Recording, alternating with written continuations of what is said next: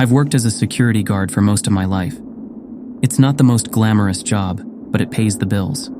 Gas stations, convenience stores, small shops, places where you're mostly just sitting around, keeping an eye on things. But when I saw the ad for a night shift at the local mall, I thought I'd finally stumbled on something better. The pay was good, better than anything I'd seen in years. The hours weren't bad either, 11 p.m. to 6 a.m. It was just one building, and I figured it would be quiet and easy. How hard could it be? I could already imagine sitting back in the security office, watching the cameras, and walking around in a place that felt too big for the silence of the night. I applied immediately and got a call the next day. It was the manager, Mr. Hensley, asking if I could come in for an interview that afternoon. It seemed sudden, but I didn't question it. I needed the job, and the mall wasn't far from where I lived. I drove over, trying to shake the feeling that this was all happening too fast. Was the mall that desperate for a night guard? The interview was quick, almost rushed. Hensley asked about my experience, but it didn't feel like he was paying attention. He ran through the basics, check the cameras every 15 to 30 minutes, do hourly patrols. Nothing out of the ordinary. By the end of it, he looked at me and asked, "Can you start tonight?" That surprised me. Most places want time for paperwork or background checks, but I wasn't about to argue. "Sure," I said, trying not to sound too eager. He looked relieved. "Great. We're understaffed," he admitted, rubbing his temples like the day had been too long. "Last few guards didn't last. I hope you'll be different." His words gave me pause. What did he mean by that? But before I could ask, he handed me a key to the office and told me to report at 11 p.m. sharp. The quicker I started, the quicker I'd get paid, I told myself. I shook his hand, left the office, and went home to get a few hours of sleep before my shift. When I arrived at the mall, it was dark and deserted. The parking lot, which during the day was packed with cars, was almost entirely empty. A few scattered vehicles sat under the dim glow of the parking lights, but the space felt too big, too quiet. It made the building look like a sleeping giant, and for a second, I considered turning around and going home. Something felt wrong. I brushed it off as first-day nerves and walked up to the employee entrance. Mr. Hensley met me at the door. He didn't say much, just led me through the winding corridors to the security office, explaining the basic protocols again as we walked. The office itself was small, a cramped room at the back of the mall filled with screens displaying grainy footage from the cameras scattered around the building. "Check the cameras every 15 to 30 minutes, he reminded me. "Do your rounds, make sure nothing's out of place. The usual." He glanced at me before adding, "And keep an eye on the escalators and the play area. Things happen there sometimes." That last part made me pause. "Things happen?" He waved a hand dismissively. "Kids, mostly. Trying to sneak in or mess around after hours. You'll see." I nodded, though his tone made my skin crawl a little. He handed me a printed sheet of standard instructions, shook my hand again, and said, "Good luck. I'll see you in the morning." Once he left, I was alone. The silence of the empty mall settled over me like a heavy blanket. I took a seat in front of the monitors, flipping through the camera feeds. The escalators were still, the stores dark and empty. For a moment I relaxed. It was just a mall, nothing creepy about that. Just a big, empty building. After a few minutes, I felt a presence behind me. I jumped, my heart pounding. There, standing just beside me, was a janitor. He grinned, clearly amused by my reaction. "Didn't mean to scare you, buddy," he said, his voice light. "You must be the new guy." I let out a nervous laugh, trying to shake off the tension. "Yeah, that's me. I didn't know there was a janitor here at night." He shrugged. "They always keep one of us around to clean up, make sure everything's ready for the next day." His tone turned a bit more serious. "Just make sure you follow the rules." I blinked. "The rules? You mean the instructions?" He handed me a crumpled piece of paper, looking at me with an unsettling seriousness. "These aren't from the manager. These are the rules you'll need if you want to make it through the night." I unfolded the paper, half expecting some kind of joke, but the list of rules it contained was anything but funny. Rules to keep you safe at night. Rule 1. Check the security cameras every 15 to 30 minutes, but don't stare at the footage for too long. Rule 2. Never look directly at the mannequins after midnight.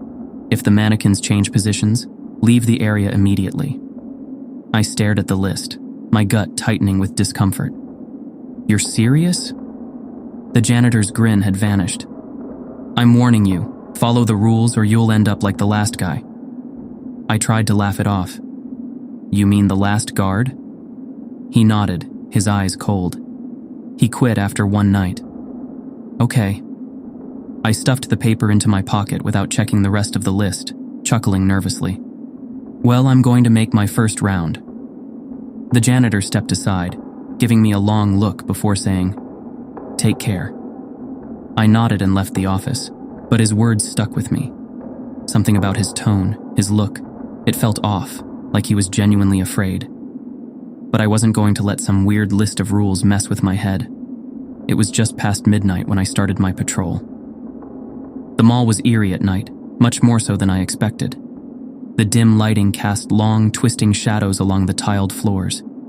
Every sound felt amplified, my footsteps echoing off the walls, the hum of the fluorescent lights, the distant creaks and groans of the building settling. As I made my way down one of the main hallways, I tried to focus on the task at hand. The mall wasn't huge, but it was big enough to need regular patrols. There were plenty of stores to check, some of them abandoned, some locked up, with displays peeking out from the darkness behind their glass fronts. A children's play area stood near the food court, silent and still, the colorful plastic toys looking strange and lifeless under the dim emergency lights. Farther down, I could make out the escalators, still and frozen in their usual ascent, like relics from a busier time. I was getting used to the silence when I noticed something strange in one of the clothing stores. The store door was wide open. I stopped, my flashlight sweeping over the darkened interior. I couldn't see anything out of place at first, but as I moved the beam around the store, I noticed movement in my peripheral vision, a slight shift, like something or someone was hiding in the dark. I turned my head to look directly at it, but there was nothing. Just a few mannequins standing near the back, as motionless as always. I sighed and shook my head. It was nothing. Just my nerves. I wasn't going to let that janitor's creepy list get into my head. Then I heard it. The faint sound of clothing rustling. My flashlight flicked back toward the mannequins, and there it was. One of them had definitely moved. It was standing a little closer now, slightly out of position compared to the others. I could feel my heartbeat start to quicken. "Hey, Mr. Janitor!" I called out, more out of frustration than anything else. This had to be some kind of prank. He was probably watching me from the shadows, trying to freak me out. But there was no answer. Just the soft, unsettling shuffle of fabric behind me again. I turned slowly, my flashlight scanning the mannequins, and that's when I saw it. One of them had changed positions again, its head now facing directly toward the exit. My breath hitched in my throat. No one else was here. There was no way this was a trick. I backed out of the store quickly. I didn't want to stay any longer than necessary. As I walked away, I kept glancing over my shoulder. And then I heard it. Footsteps. But not normal footsteps. They were heavy, rough, like wood or plastic scraping against the floor. My heart started pounding in my chest. I turned around and there it was, the same mannequin from the store. It stood in the middle of the hallway, staring at me with its blank, lifeless face. The hair on the back of my neck stood up. I could feel the blood drain from my face as I watched it. Slowly, stiffly, it started to move toward me, its joints creaking and groaning with every step. Its movements were robotic, stiff, like a doll being dragged forward. I did what any sane person would do. I ran. I turned on my heel and bolted down the hallway, my footsteps echoing in the vast emptiness of the mall. I didn't care how ridiculous I looked. I just needed to get away from that thing.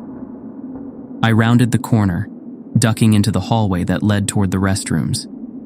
The footsteps behind me had stopped, but I didn't dare look back. I burst into the restroom, splashing cold water on my face, trying to convince myself that it was all in my head. But as I looked into the mirror, I saw something else. A woman was standing near the stalls, her back to me, dressed in the plain uniform of a cleaning lady. I blinked, and she was gone. My heart skipped a beat. I spun around, but there was no one there. The restroom was empty. I collapsed to my knees, exhausted and terrified. What was happening? I tried to gather my thoughts, to make sense of it all, but nothing was adding up. Then I remembered the list. I pulled the crumpled paper from my pocket and unfolded it with shaking hands. There, written plainly in black ink, were the next few rules. Rule 3. If a mannequin looks like it's following you, don't look back. Mannequins sometimes follow guards, but if you ignore them, they'll stop. If you look, they'll know you're aware, and they'll get closer. I felt my heart sink. I had looked. Rule 4. Avoid looking into the mirrors of the restroom. Too late for that. My stomach twisted in knots as I realized I had already broken 2 of the rules. Whatever was happening, I was making it worse. Rule 5. If you hear someone talking inside an abandoned store, do not listen. I swallowed hard. I hadn't heard anyone yet, but just knowing the rule had there made me uneasy. Rule 6. If you hear a child laughing from the play area, leave immediately. Rule 7. If you check the time and it's earlier than the last time you looked, immediately return to the security office. I glanced at my watch, instinctively checking the time. It read 11:30 p.m. My blood ran cold. There was no way it was 11:30. I had started my patrol after midnight, and it had been a while since then. This wasn't possible. I didn't need to be told twice. I rushed out of the restroom, my heart racing as I made my way back toward the security office. The air around me seemed heavier now, more oppressive, and the lights overhead flickered faintly. The mall, once a place I had thought would be quiet and safe, now felt like a living entity, watching and waiting. I reached the office, slamming the door behind me. My breathing was ragged, my nerves frayed. I checked my watch again. It was almost 1 a.m. That seemed right. But what had happened earlier? Why had the time changed like that? I sat down, trying to steady my shaking hands. I needed to keep my head on straight. I wasn't going to let this place get to me. I pulled out the list again, reading through the remaining rules. Rule 8. Lock the security office door between 4 a.m. and 4:30 a.m., and do not open it for anyone. If they knock, they might not be the person you think they are. Check the cameras to confirm. Rule 9. If you hear someone crying in a dressing room, do not open the door. Rule 10. If you hear an escalator running, do not investigate. Watch the area on the security cameras. Rule 11. Under no circumstances should you leave before your shift ends. If you do, you risk something following you outside the mall. I let out a nervous laugh. What kind of job had I taken?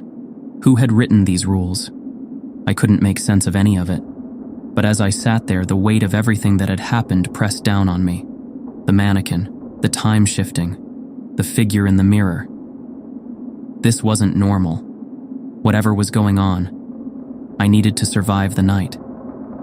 It was past 1 a.m., and I needed to go for another round. As much as I wanted to stay locked in the security office, I knew I had to follow the security protocols also. The cameras showed nothing unusual, so I gathered my courage and stepped back out into the mall. As I walked cautiously through the main hallway, I started hearing something. A faint mumbling coming from an abandoned store.